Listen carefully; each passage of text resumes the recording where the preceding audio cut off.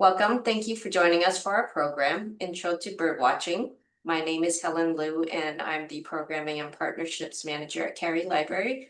Before we begin, I'd like to thank the Cary Library Foundation. Their support enables us to bring programs like today's event to you. This program is being recorded and will be posted to the library's YouTube channel.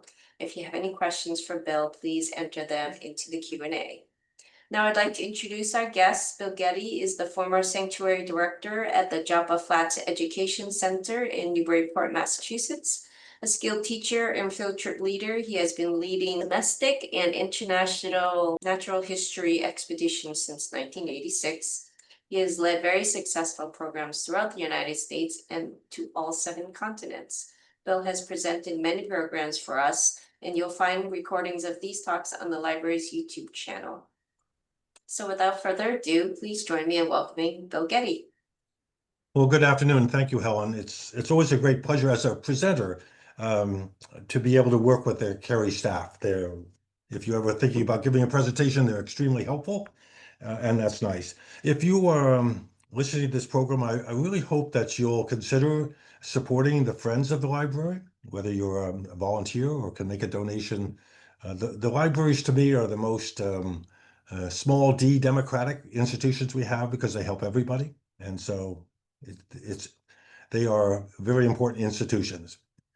Well, getting started now, I started bird watching when I was 16, and so 65 years later I'm still bird watching. So it just shows that if you get into bird watching, it can be just such a wonderful experience for you, and hopefully this presentation will give you some of the tools that will be helpful for you as you start your effort in birdwatching. And one of the things I really need to make certain that you understand, most birdwatchers, 99.734% of birdwatchers, or some number of that, are really good people. So if you see some birdwatchers and they have a telescope or something and watching something, it's perfectly all right. Matter of fact, I absolutely encourage you to go up to them and say, I'm a new bird watcher, I'm a new birder. What are you seeing? Can you help me? Okay.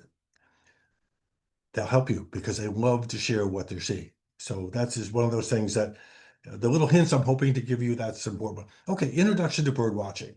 So first of all, we have some birds here, and the first one, I don't know how many of you recognize these, but of course we have our national symbol, the bald eagle in the upper portion, the blue jay, and the northern mockingbird.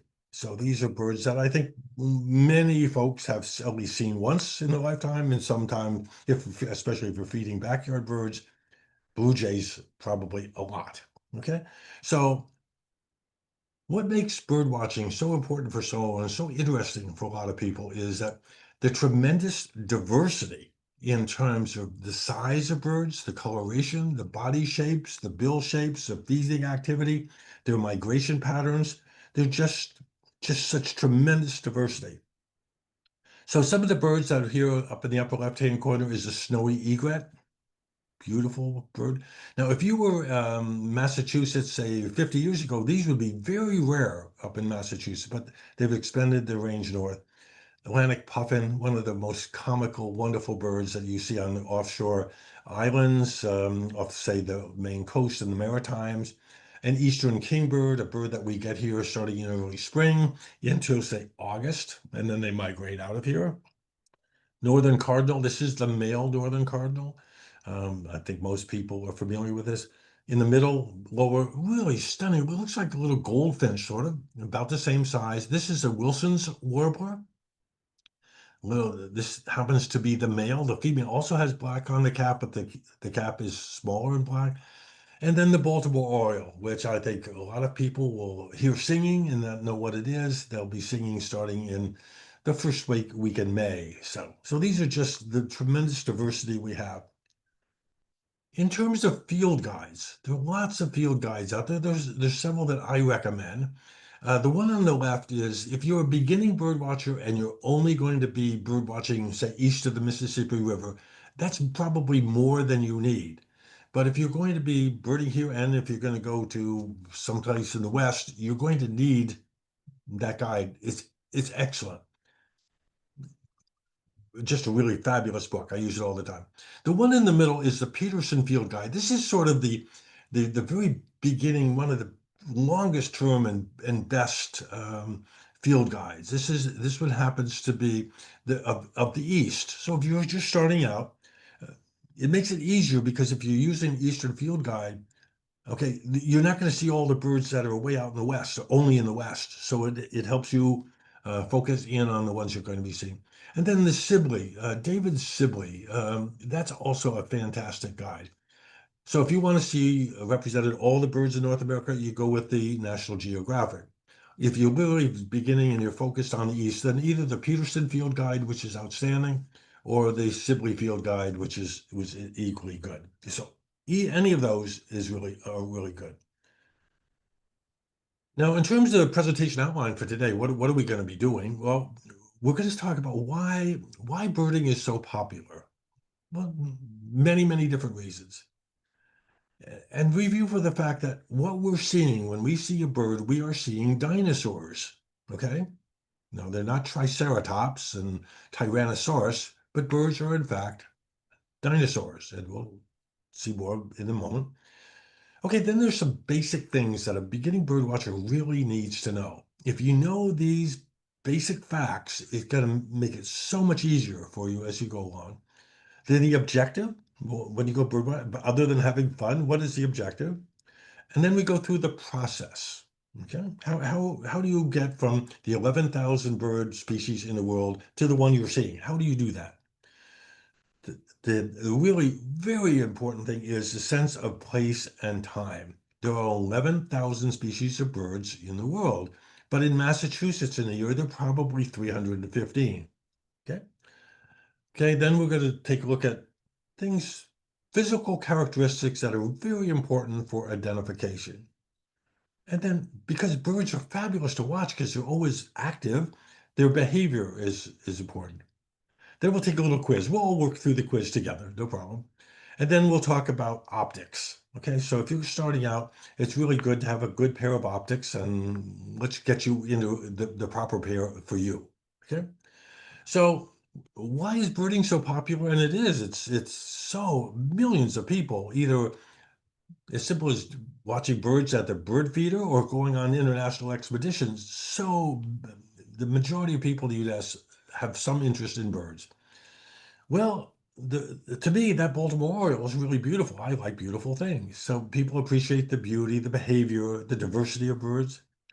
And compared to mammals, birds are really easy to find and observe. If in a day in May, you could go out if you started at dawn or pre-dawn and went to the whole day. In Massachusetts, you could easily see 180 species of birds with experience. If you were looking for mammals or something, if you saw 5 or 6, that would be a good day. Okay? And so much of bird watching is the mental challenge of it. Working through if you like crossword puzzles and things like that, I think bird watching is for you. It's really good. Beautiful thing. And people, of course, get a great pleasure out of finding and then identify some kind of a special bird. For the example, this is a piping plover.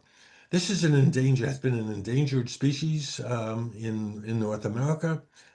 You really have to go to a sandy beach in order to see them. But you find one, and this is really special.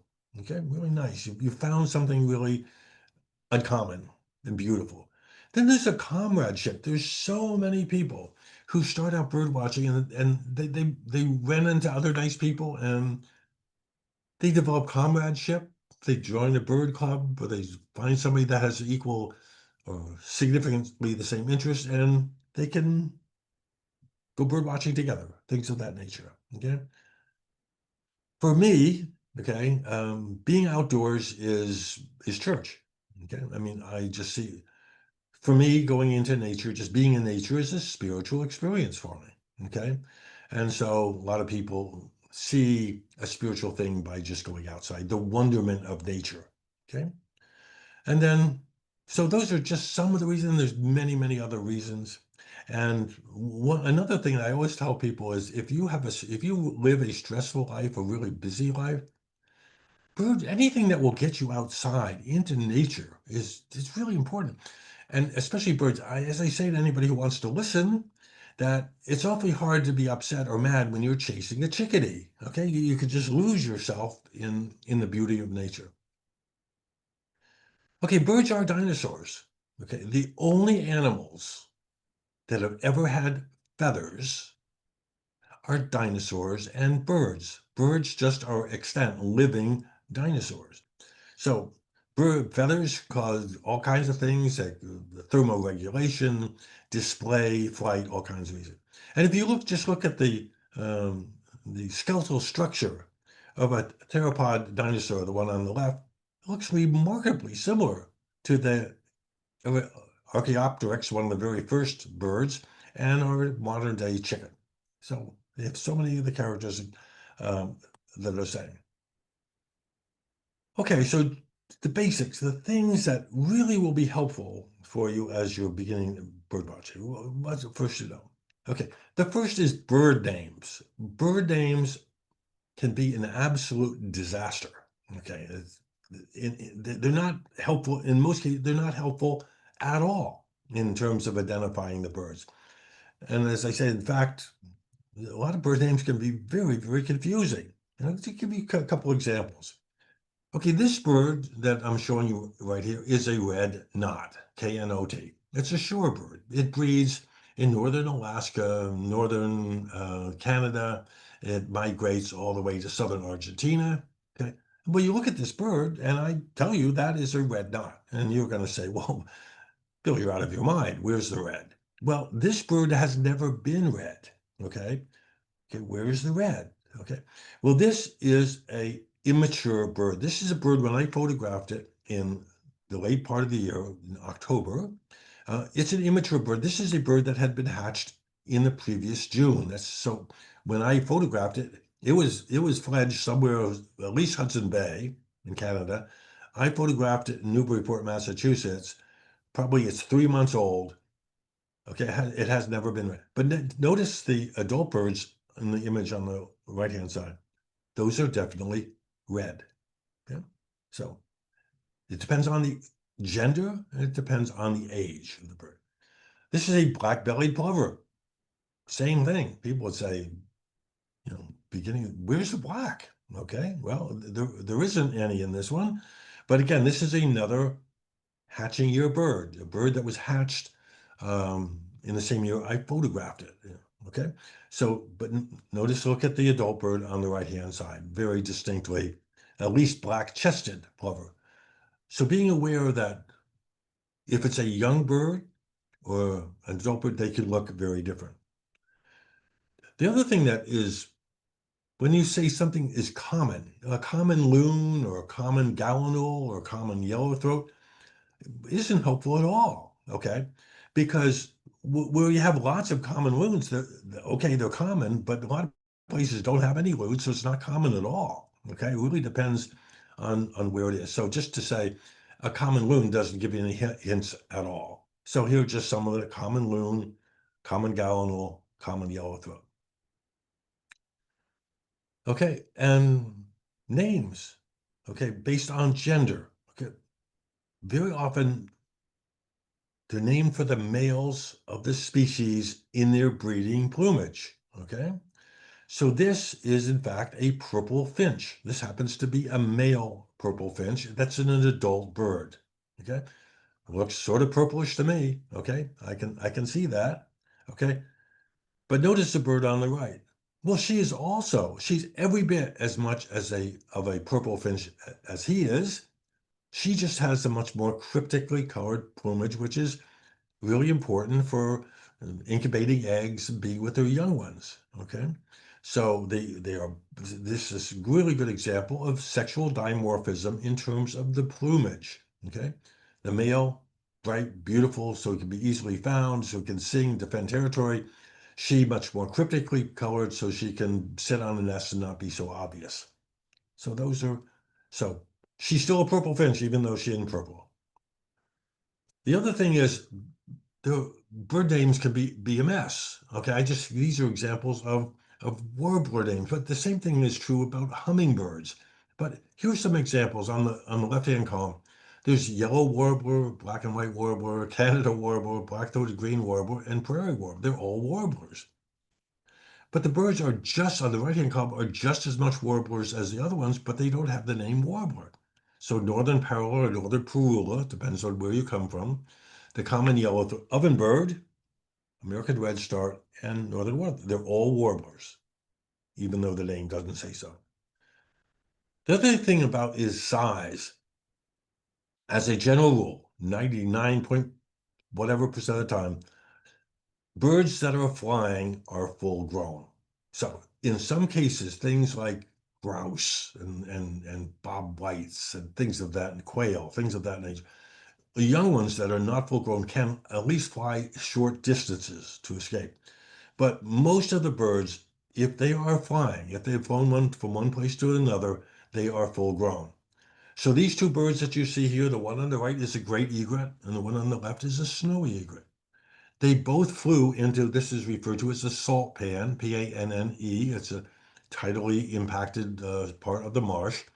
And the one, so it's not mommy and baby, okay? It's two different species of birds. Size is important. Okay, so what's the objective? Other than having fun, getting outside, getting some good recreation, getting some good exercise, okay? Well, the objective is, how do I get from the 11,000 species of birds in the world to the one quickest? Okay, because birds typically, unless it's a duck or a heron or something, they don't stick around very long. They keep moving. So if we could give you, how do I get from the 11,000 to one the fastest way? Uh,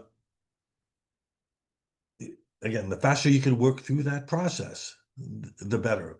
So we'll during the workshop today, we'll talk about how do you work through that process in a way that makes a sense, and by understanding ahead of time what the key aids to field identification are, you can focus in on where should I be looking, what things should I be making note of when I'm observing the birds. So the process basically comes down, the first step, first of all, eliminate as many species as possible.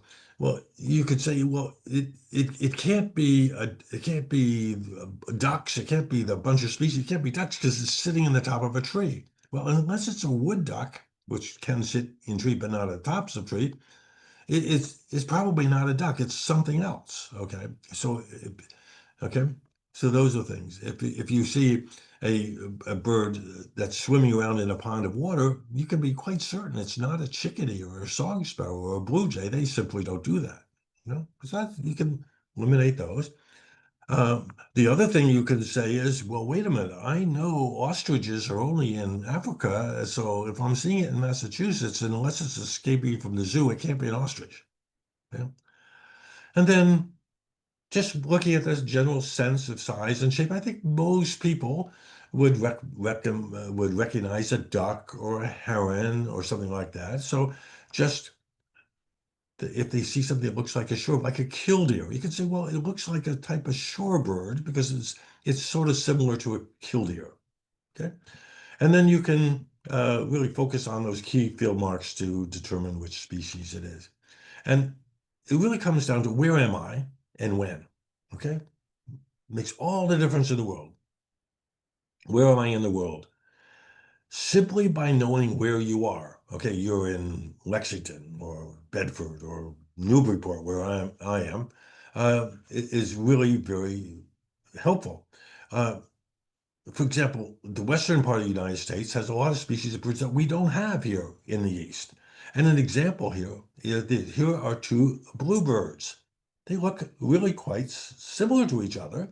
On the left-hand side is a western bluebird. We don't get them east of the Mississippi River, except very rarely. And on the right-hand side is an eastern bluebird. Okay, they look superficially white. So if you were to see a bluebird in Massachusetts, you can be quite certain that that's the eastern bluebird, not the western bluebird. Another key field mark is notice the eye ring on the western bluebird. That's a white circle around the eye. Okay. And then habitat. What habitat am I in? Okay. So let's say we know we're east of the Mississippi. Well, am I in a salt marsh, or am I in a northern forest, or am I in a grassland? Because different birds use different habitats.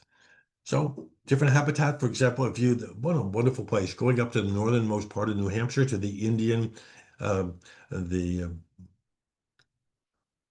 long Indian Stream up in northernmost Pittsburgh, New Hampshire. Um, Wonderful boreal forest. Well, that's very different habitat than you have in the salt marsh.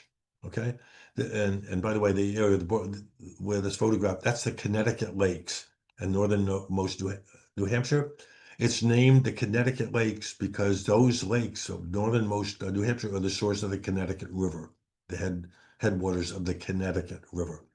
Okay, so you're going to expect if I'm standing in the middle of a salt marsh, like on the right-hand side, I'm going to be seeing very, very different birds that I'm going to be seeing in in a boreal forest.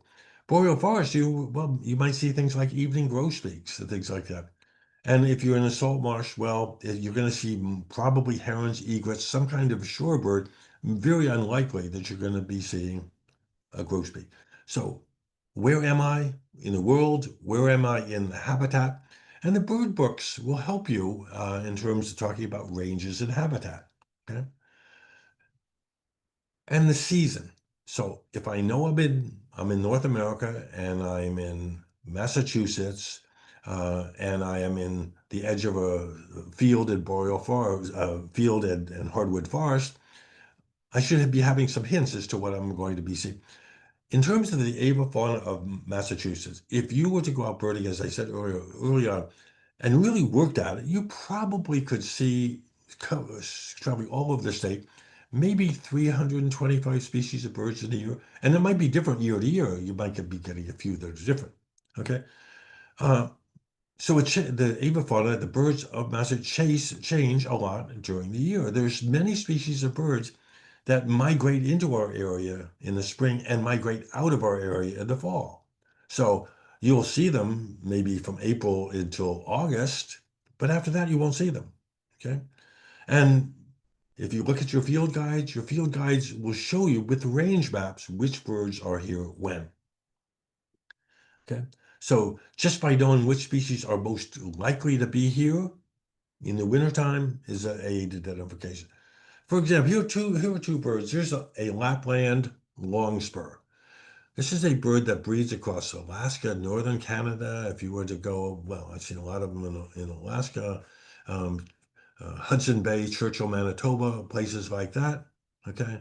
Um, this is a bird that we never see, ever see during the spring, summer, and fall. They're only here in the winter. The common yellowthroat, I mean, maybe once in every 20 years, we might have one of these in the wintertime. If it is, it's in real trouble because it shouldn't be here. It should be in Central or South America. But this is a bird that moves back into our area in early May, and then most of them are gone by, well, certainly by now. Okay. So which birds are here with the season? Here are just two different cormorants. The one that I'm sure everybody's familiar with is the double-crested cormorant on the right-hand side. Well, by November, pretty much, almost all of the double-crested cormorants have migrated out of New England, sometimes migrating along the coast in numbers of hundreds, sometimes thousands, okay? But in the wintertime, if you were going out onto a place like Cape Ann, and we'll talk about birding areas later on, but in the wintertime, say in January and February, you should be looking for a different cormorant, which is the great cormorant, which breeds much further north. So just by knowing what season and what things are here and when is a really good aid. So with some of the background of knowing where you are and when you are and what habitat you are in, it can be very, very helpful. Okay. So talk about some aids to identify. These are the physical things, and you might hear the expression "jizz." Well, it's a general impression of a bird's size and shape. For example, if you see a chickadee, and I think most people are familiar with a chickadee, I don't think there's any way you're going to confuse that with a wild turkey or a great blue heron or a bald eagle. I mean, it's radically different. Okay. So just the oversight. So as we're going through these field marks, let's talk about the topography, if you wish, the key areas of the bird. Now, I'm only going to give you 10 or 12. I mean, there are hundreds. Okay, you don't have to worry about that. Okay, if you know the names for these things, you can use any bird book, and that will be just fine. And you can communicate with any other birder. So, in terms, if you call it a bill or a beak, whichever you prefer, okay, I think everybody knows it. Okay, now the lores, Lores, that's the space between the base of the bill and the eye. Notice there's a black stripe there. Okay, if you're familiar with white-throated sparrows that will come to your feeder in our area in the wintertime, most of them have a yellow spot there. So those, and the bird book will talk about that. The crown, it's just the top of the head. Okay, if you say top of the head, that's fine. Now this is sort of important, the nape, N-A-P-E. If you're familiar with downy woodpeckers or hairy woodpeckers, the male will have a red spot of the downy woodpecker on the back of its head. Okay, that's the nape. The female doesn't have it, but he does. Okay, okay. The rump.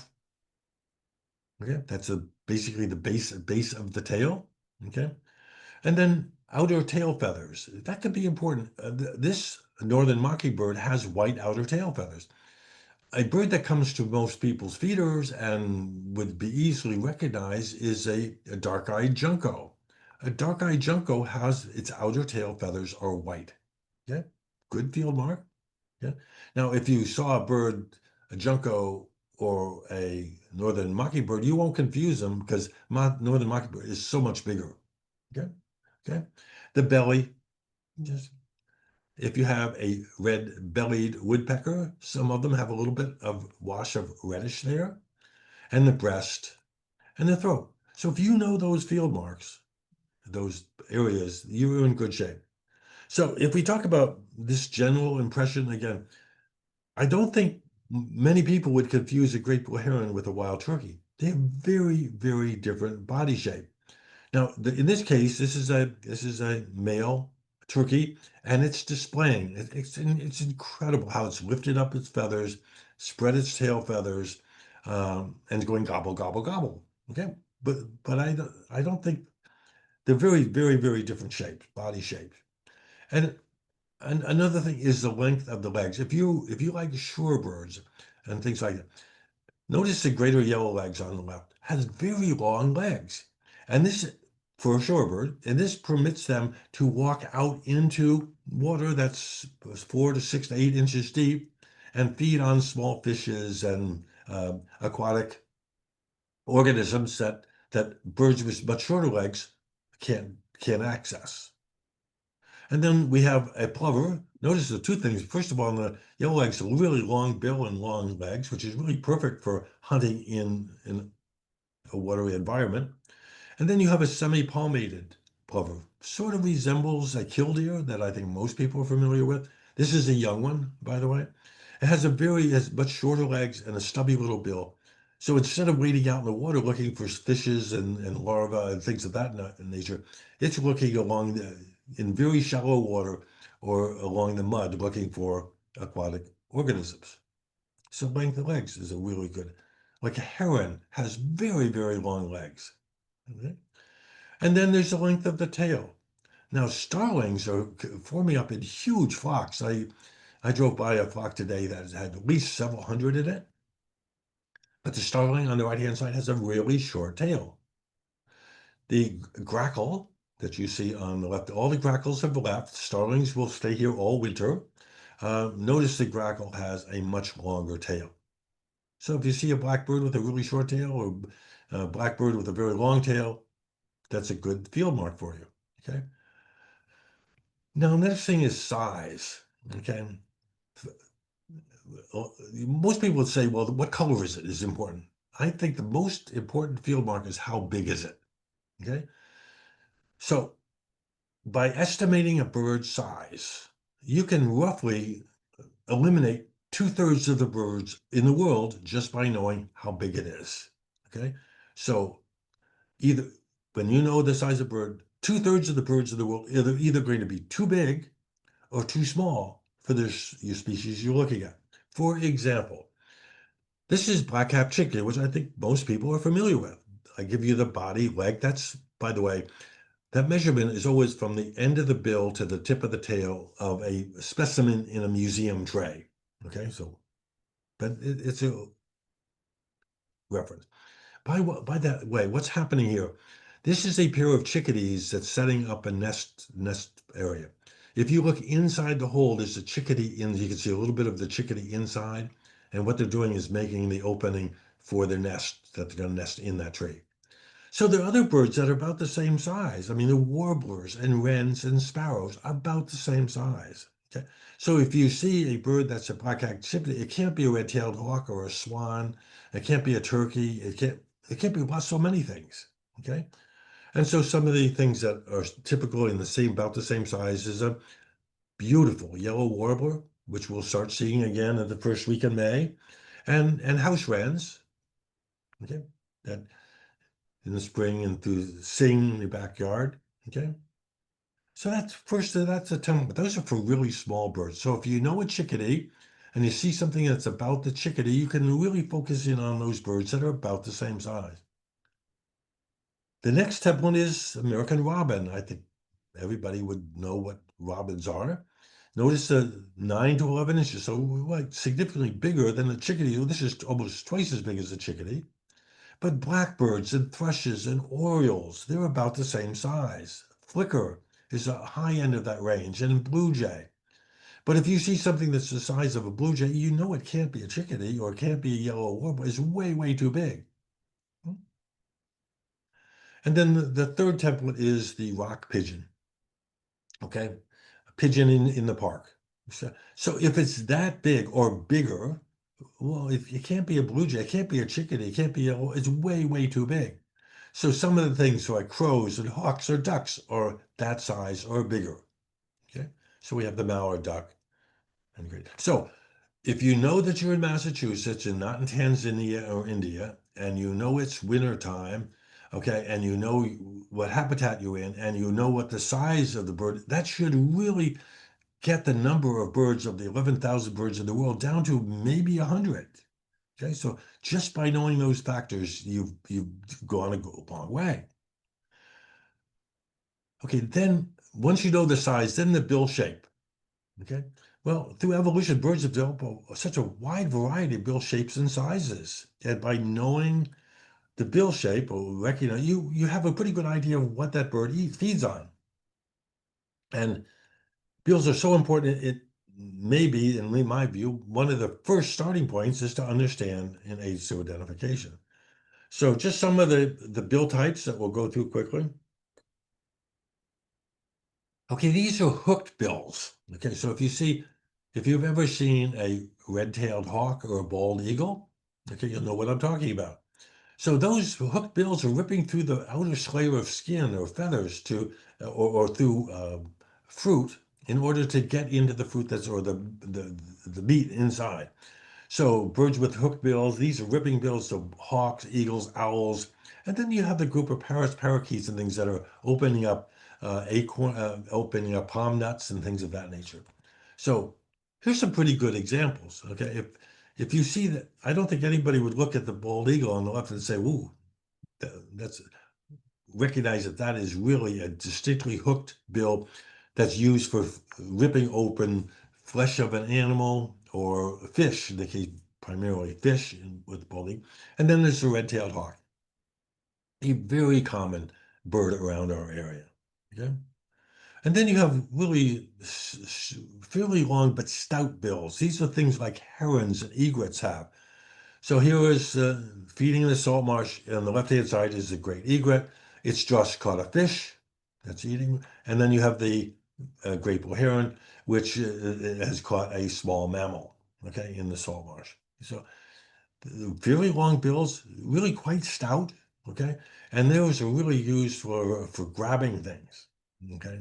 So egret and the heron sort of walk slowly through the marshy areas, whether it's a freshwater marsh or a salt marsh, and looking for fishes, snakes, mammals and grab them with their bills. And then you have long, slender bills. Okay, and these are basically shorebirds that use those bills to probe into the mud. So curlews and dowitchers and godwits, okay, they probe that bill down into the mud. The tip of the bills are very sensitive. They smell and taste with them. So when they stuff their bill down into the mud, they're looking for small bivalves or worms and things of that nature. And actually, it's sort of cool. They can open up just the tip of their bill, not the whole bill like that, but just the tip. So when they probe it down in the mud, they feel around and they smell around, and if they come up, of course, with a bivalve or when they grab on it with just the tip of the bill and pull it out. Okay. And then you have thick conical shapes. I mean, these are things that are used for getting through the shells of nuts or seeds and things like that. So things like sparrows and finches and your cardinal is a prime example of that type of bill. So a grosbeak, sparrows, as in the song sparrow that you see on the left-hand side, very common bird, very often comes to feeders. So if you see a bill like this, well, you can be pretty sure it's not a duck, and you can be pretty sure it's not a heron, okay? It's not a hawk. It says these are, so just knowing these things. And then you have chisel-shaped things like, for example, woodpeckers. This is a pileated or pileated woodpecker. This happens to be a male. You can tell it because you see the eye and there's a white stripe and a red stripe. That red stripe makes it a male. Okay. And they make these holes in, this is a living tree on the right-hand side. Okay. With that chisel type of bill. Okay. Okay, and then you have really short, tiny little fine bills, things like warblers. And these are used by birds to go into get insects from flowers or off leaves and branches. And they have it's just like having a pick, okay? A pair of tweezers. So a red-eyed vireo on the left or the common yellowthroat. So very often you'll see them foraging on limbs and going into flowers looking for small insects that they just pick off with their small little bills.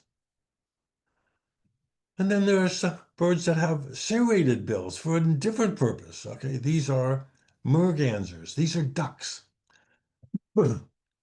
Excuse me. Notice how long and thin that bill is. And they don't have teeth. We mammals have teeth. Birds don't have teeth, but they have serrations on their bill. Okay, that are tooth-like in appearance. And so that when they swim along the surface, they dive down underneath the water, chase a fish, and then they grab it with their bill that has those serrations, which makes it difficult for the fish to escape.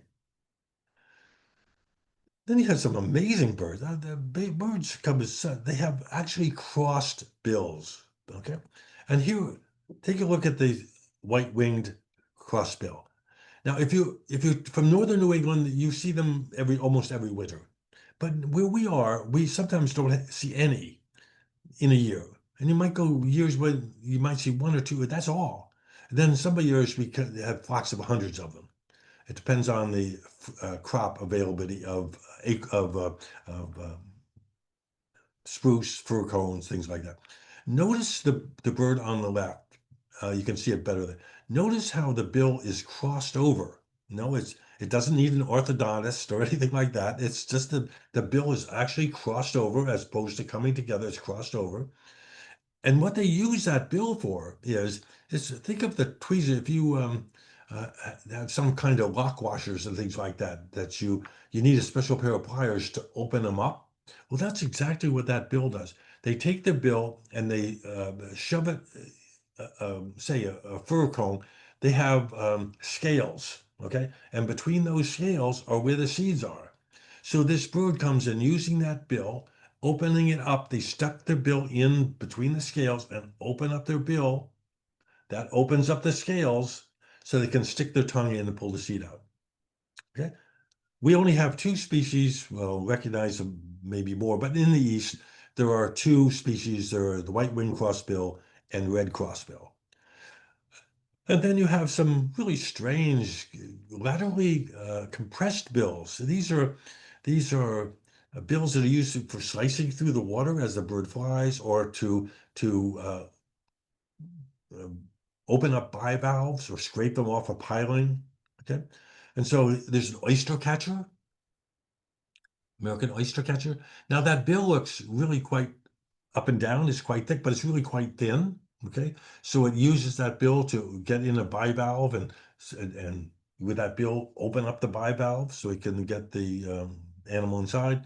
And the black skimmer, notice the one on the left in particular, strange looking bill. Notice the lower mantle was much longer than the top one. What they do, it's a member related to the terns and gulls.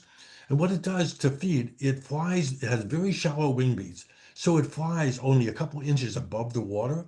And what it does, it drags that lower bill through the water. Okay. And when it feels a fish, hits a fish, it closes the bill. So they fly back and forth over still water, looking for minnows that are coming to the surface. Okay.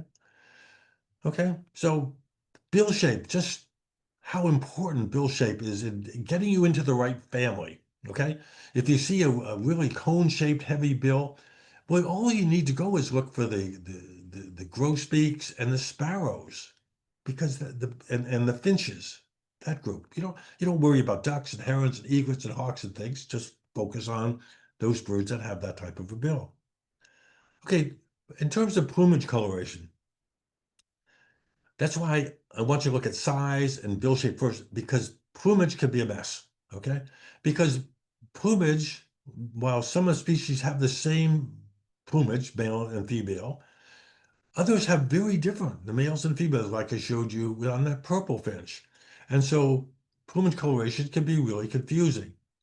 These are two very common ducks. And if you were, we could talk about some birding places to go on your own later.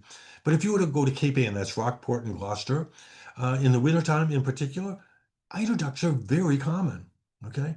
But take a look at the image on the left. The male is the white one, the female is the brown one.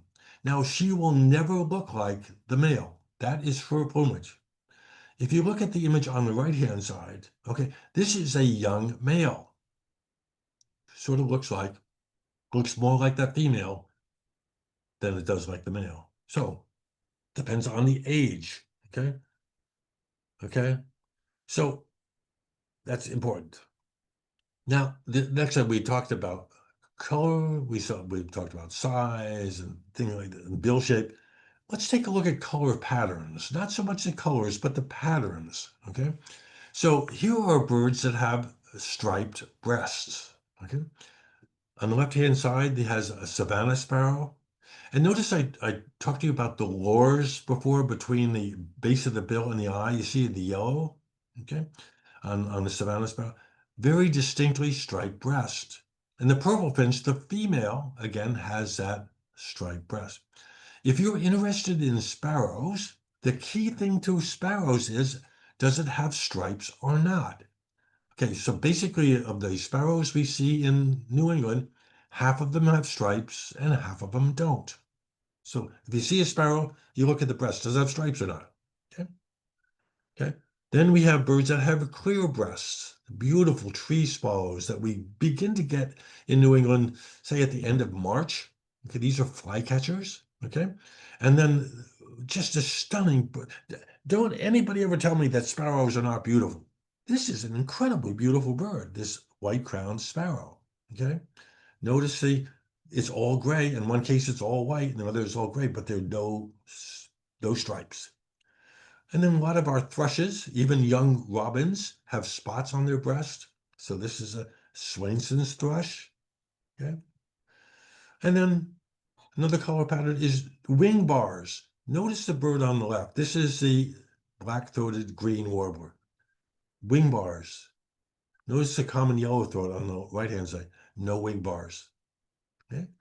The color patterns weird. So if somebody says, what are wing bars? This is an example of what wing bars are. Okay. Facial markings. Notice the eye ring. Okay. This is a blue-headed vireo on the left-hand side. It's a bird that we have easily in the spring, early spring and summer. To have a sting, looks like it's wearing glasses with eye ring. And then notice the eye stripes. This is a female rose-breasted grosbeak. Now, she'll never have a rose breast, okay? But notice that very distinctly heavy bill and that distinct eye line over her face. These are really good field marks, and they'll be described in your bird book. Okay, so those are some things I hope we get started. So in terms of behavior, what are they doing through evolution? Birds as dinosaurs have been around for what, 250 million years? They've had a lot of time to develop different strategies for feeding and not only behavioral characteristics, but the physical characteristic. So by observing bird behavior, it's really helpful. So if you see a duck, basically, if all the ducks in New England, about half of them die from the surface of the water, go underwater. And the other half of them feed at the surface of the water. They tilt or something like that, but they don't dive underwater. So if you see a duck, okay, one of the first characteristics you should be thinking about is, hey, is this a diving duck or is this a dabbling duck? Basically cuts, so a mallard never dive. When I say never, that's 99.4% of the time. Okay. Okay, mallards don't dive, black ducks don't dive. Okay, things like the scoter or eider duck, they dive underwater. And they're probing in the mud for shellfish. So you either have diving ducks or you have dabbling ducks.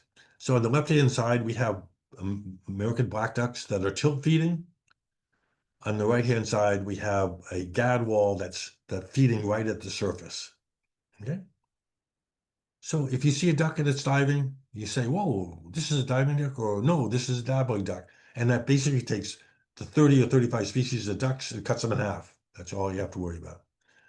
Then some of them stalk. Yellow-crowned night heron on the left-hand side, yeah?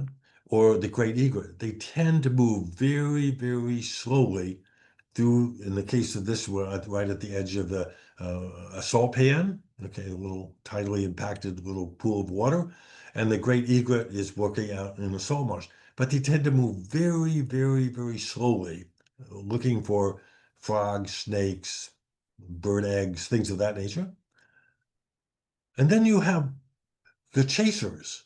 Okay, so sticking with the egrets, the snowy egret on the right-hand side seems to terrorize its food. It chases after it. This is walking right along the edge of the water where the waves are breaking, because just offshore there are larger fishes that have pushed the smaller fishes closer to shore. And this bird was running along the shore edge of the waves, trying to pick off the tiny little fishes that were pushed close to shore.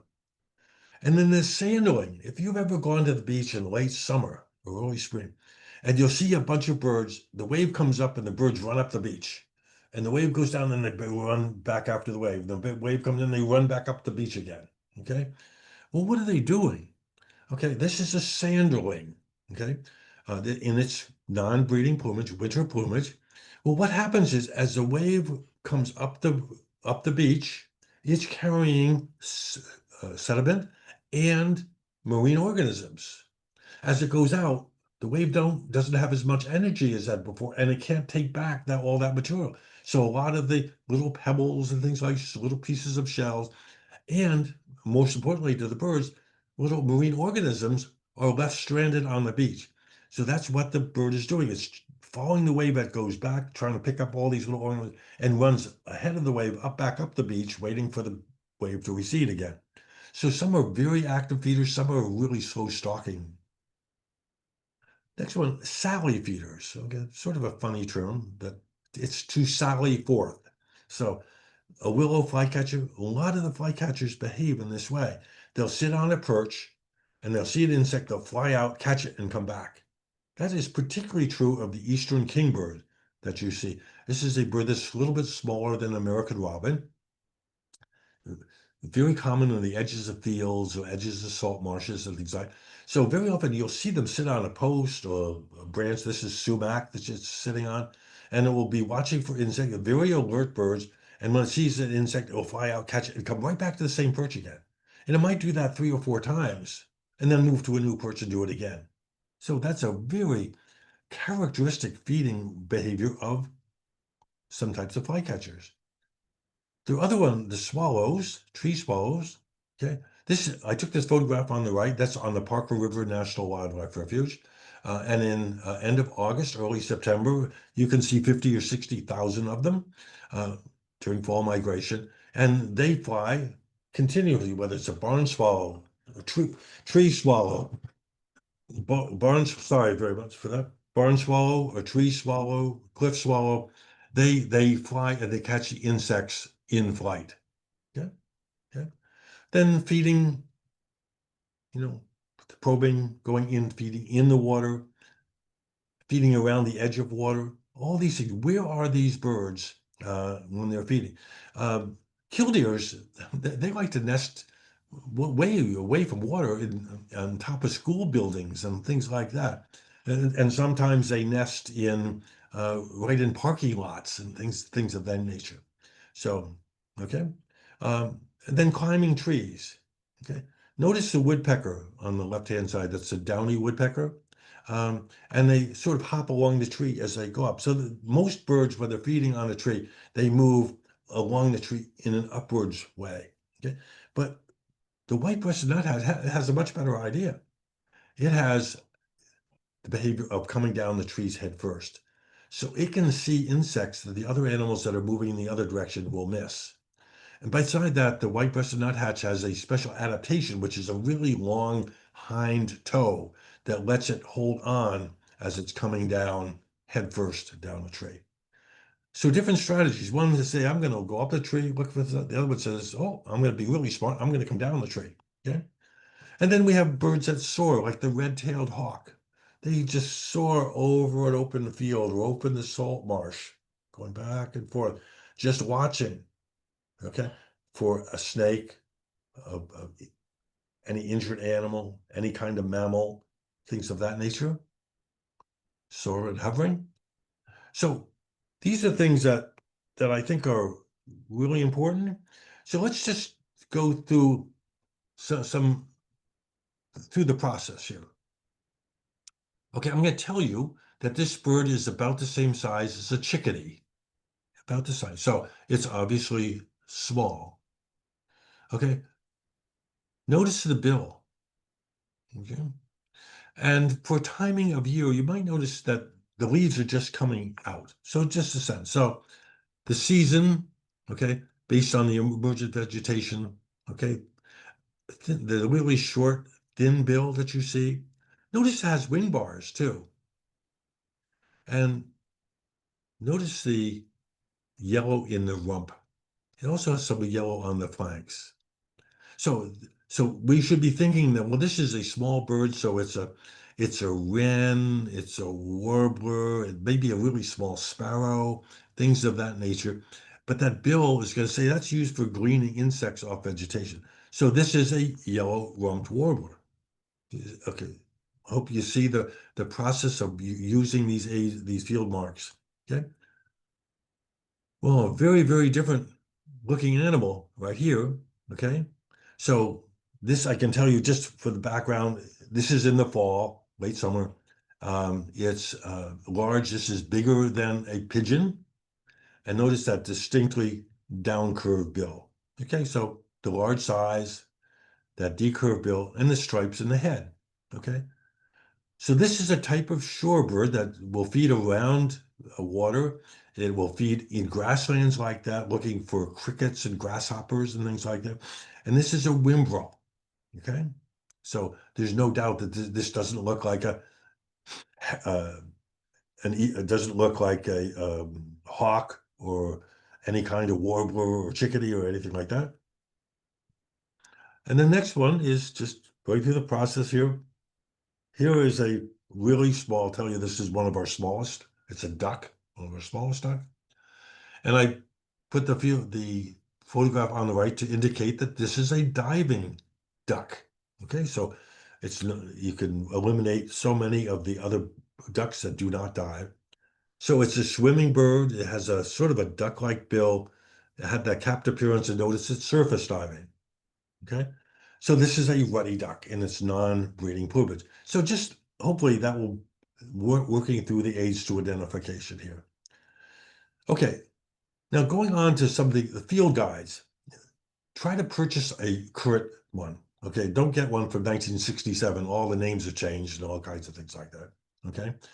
And when you buy a field guide, the vast majority of field guides, all the really good ones, the birds are listed in taxonomic order. So the birds at the beginning of the bird book are most related to the very first birds, and the ones at the end are more recently evolved. Okay, so that's how they're set up. Okay, so based on taxonomic order. Okay, and in terms of optics, okay, if you really want to be a bird watcher, you're going to need a reasonably good pair of binoculars. You don't have to have the top end. You may want a telescope, okay? But you don't need a telescope to get started at all, okay?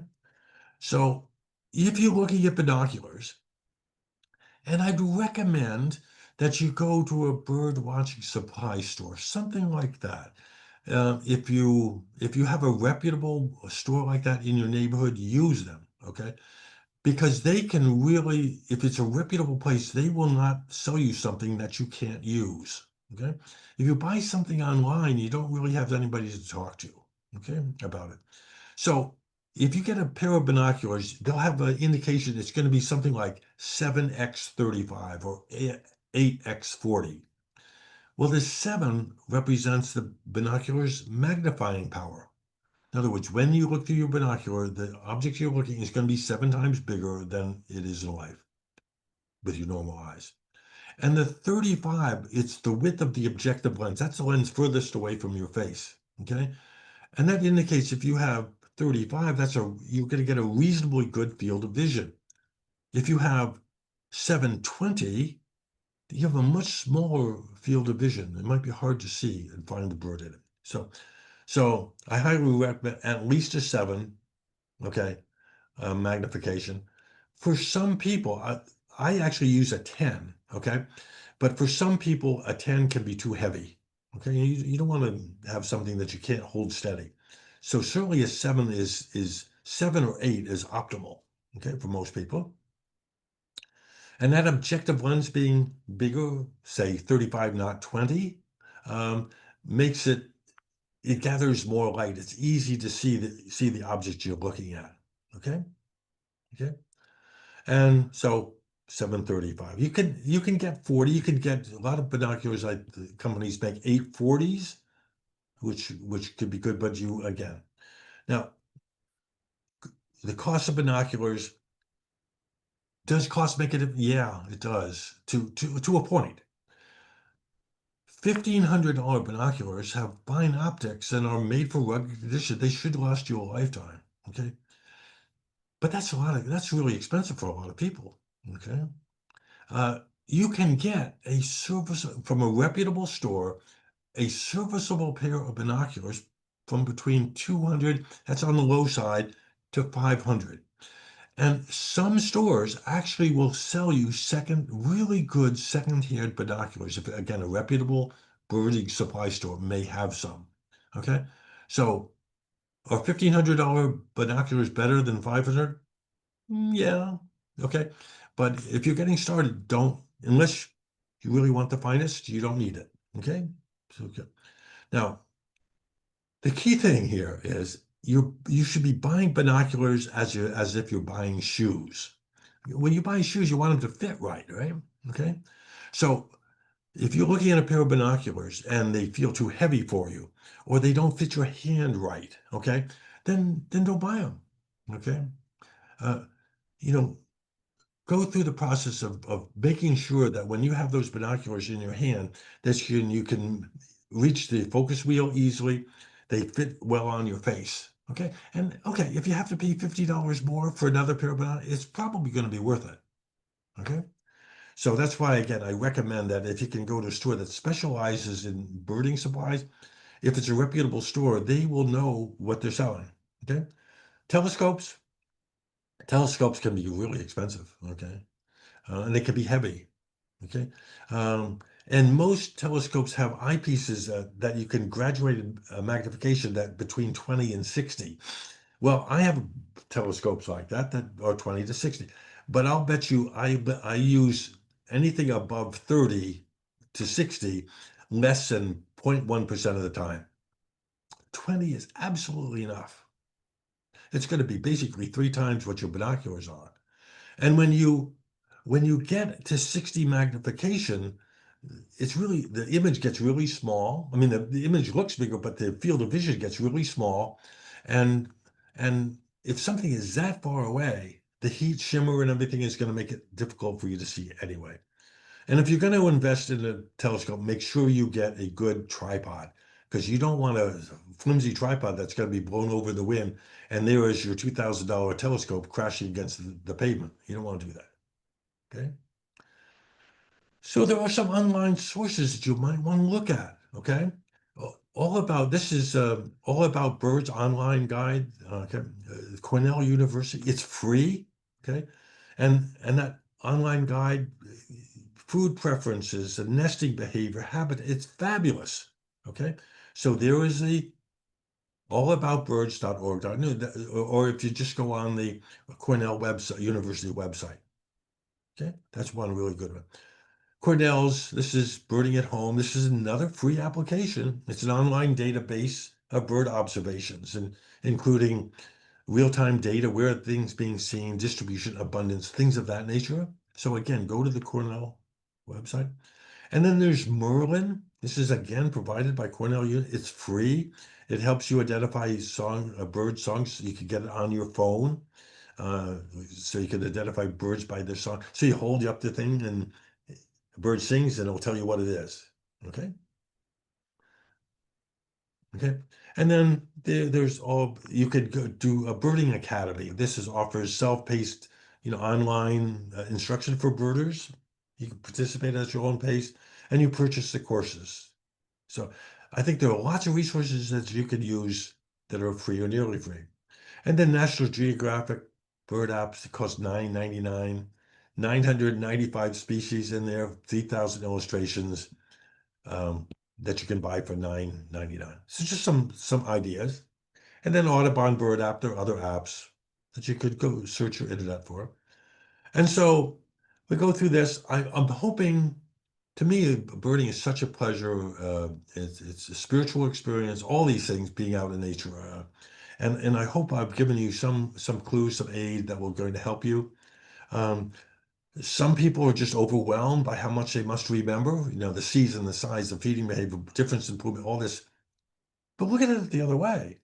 It's not like there are no clues at all. There's all kinds of clues that you can use in terms of the identification. Just take it a little bit slower time. And if you're going someplace, if you're going on a trip, if you could get a checklist of the areas you'll be seeing, if you're going to go to a wildlife refuge or to Florida, get a field guide, get a checklist of the birds of the area you're going to be in. Okay, it makes it so much easier. And if you're viewing a group of birds, don't try to identify them all at once.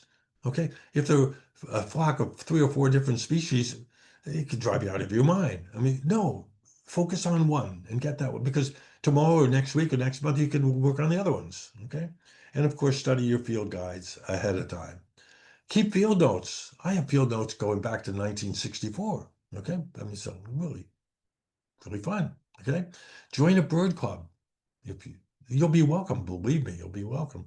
Ask for help. As I said before, if you're out on a birding trip and you see some people birding, ask them, what are you seeing? I'm a beginning bird. I'm just getting started. And they'll love to share their knowledge. They like to show you what they know. And another hint I try to give people, well, start saving some of your money. Because if you get into this birding, you're going to want to go to South Texas or New Mexico or Costa Rica. Okay, start saving up for a field trip. Cut back to 2 meals a day and save the money so you can go on a trip. Okay, and so that's what I have for you for this afternoon, and I hope it's been helpful. And if there are questions at this point, Helen, I'd like to see if I can answer some of the questions. Yes, great. Thank you so much, Bill. We do have one question. I recognize this 2:05, so if someone has to leave, feel free to do so. This will be recorded and posted to the library's YouTube channel. But we have a question. Have you heard of the BirdNet app? And if so, what are your thoughts? I've been using it to identify birds with recordings, but was wondering if there are better apps out there, which you did just mention. Yeah, well, yeah, thank you, Helen. Thank you for the question. No, I have heard about these. I don't use any of them. Okay, so I'm not a good, other than the ones I recommended. I really don't know very much about these other apps. But the Merlin guide and those information that you get from Cornell, those are really fabulous. Now, one thing I'd really ask, there are people that go out and they have these apps that they can play the bird song. Well, it's really not good to play the bird song to a bird, because if it's nesting season or something like that, the poor male, typically the males, are singing to establish their territories, to attract a mate. And if you have a device that's playing the bird song and has batteries in it, and you could play it there for 3 days without it stopping, the poor bird, it can't do that. It has to go feed, and you run the risk of driving the birds off their territory. So if you have to play it for yourself, put it close to your ear, and don't be trying to attract birds with your app. It's not a good idea. Thank you. Great, thank you for that point. Does anyone else have any questions for Bill? We do we have a few minutes to talk about some of the places people could go birding? Helen, are we pretty much out of time? Yeah, you can mention them briefly. Yeah, go ahead. Okay. That'd be Well, great. for folks that live around the Lexington area, a really good place is to go for birding is, well, you have a lot of open spaces right there in Lexington, which are really good. Um, the Great Meadows National Wildlife Refuge in Concord is a really good place. Um, to go, the ducks, herons, egrets, things of that nature. Drublin Farm Wildlife Sanctuary in Lincoln is a good place to walk. If you're up my way in Newburyport, the Parker River National Wildlife Refuge is spectacular, except in July. July, there are too many beach goers and too many uh, flies. You don't want to come there. Another spectacular place to go, especially in the winter, is Cape Ann. That is Rockport and Gloucester. If you're interested in sea ducks, loons, grebes, and things of that nature, gulls, that is a really, so they're just some of the places off the top of my head that you might want to consider going to. But your backyard can be very good too. Okay, Helen, that's it for me, unless there's some other questions from you or anybody else. Yes, so we don't have any more questions, but thank you very much for those suggestions. I will add those to the recap. But I wanted to mention that in our library of things, we do have a birding kit, which contains binoculars and field guides to help you discover birds all across New England. So feel free to come into the library and borrow that. And with that, I'd like to thank Bill for joining us today, and thank you all for coming. Thank you very much, everyone. Good day.